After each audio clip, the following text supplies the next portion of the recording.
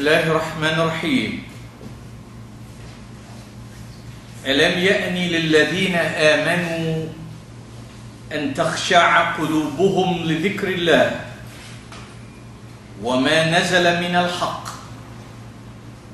ولا يكونوا كالذين أوتوا الكتاب من قبل فطال عليهم الأمد فقست قلوبهم وكثير منهم فاسقون اعلموا أن الله يحيي الأرض بعد موتها قد بينا لكم الآيات لعلكم تعقلون.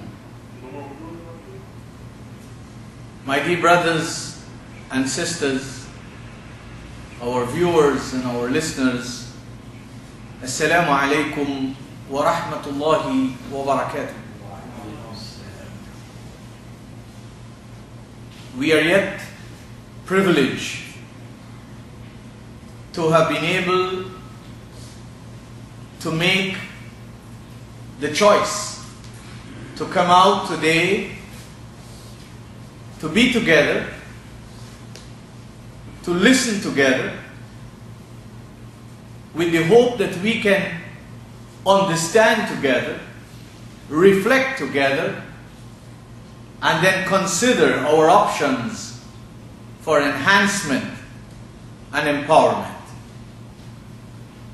This is a unique feature of the human creation, that they are not required to remain in a state that does not breathe and represents growth and development. But all human beings, barring out a few who are handicapped, who are challenged,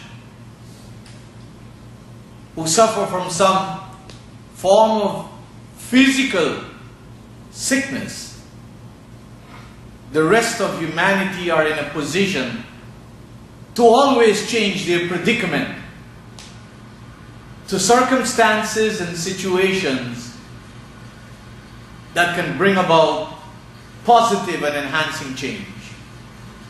And that's what we all should use these forums every Friday for. There is nowhere that is written in the Qur'an that when Friday comes, we are going to accumulate, quote unquote, the common cliche, tons of blessings, irrespective of how we deal with it. Of course, it's an opportunity to grow sociologically and mentally when people come together, and especially when they're reminded of something that they all have a common connection with. And we have been talking to ourselves about the main purpose of the Qur'an, because people tend to forget this amidst all the excitement. And the main purpose of the Qur'an is told to us in chapter 2, 185. شهر رمضان الذي أنزل فيه القرآن هدى للناس وبينات من الهدى والفرقان. This Qur'an came to provide guidance. And Allah says in this verse, it is guidance to all people. وَبَيِّنَاتٍ مِّنَ الْهُدَى. Just in the event you want details, you want meticulous expressions, you want clarifications, you and I are told in that same verse that this Qur'an not only represents Hudan linnas, but it is called Bayyinatin min al-Huda, every minute aspect of the guidance that you and I are needed to pursue and to adopt is spelled out in the Qur'an. And more than that, and along with that, the Qur'an and the Qur'an alone is called Al-Furqan. That is the measuring tool as a figure of expression, the medium, the means, the source that you and I, if indeed we respect what's in the Qur'an, then we should use the Qur'an as the tool to separate guidance from the lack of it, light from darkness, truth from falsehood. And any child who can read can see this is what is contained in the verse. The question is accessing guidance something that we can take for granted?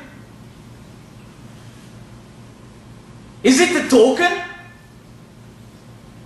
If it's a token, then it will be very easy to see guidance overflowing in all of us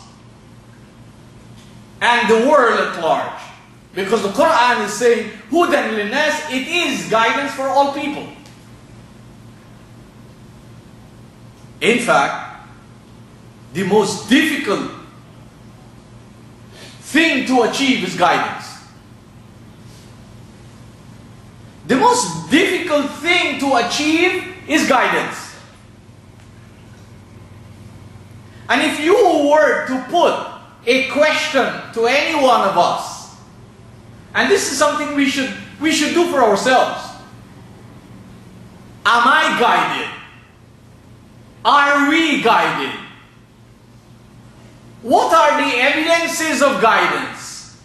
What signs should we look for that will make us feel and know and take solace that we are guided? Every day, Muslims, many times, 30 plus times,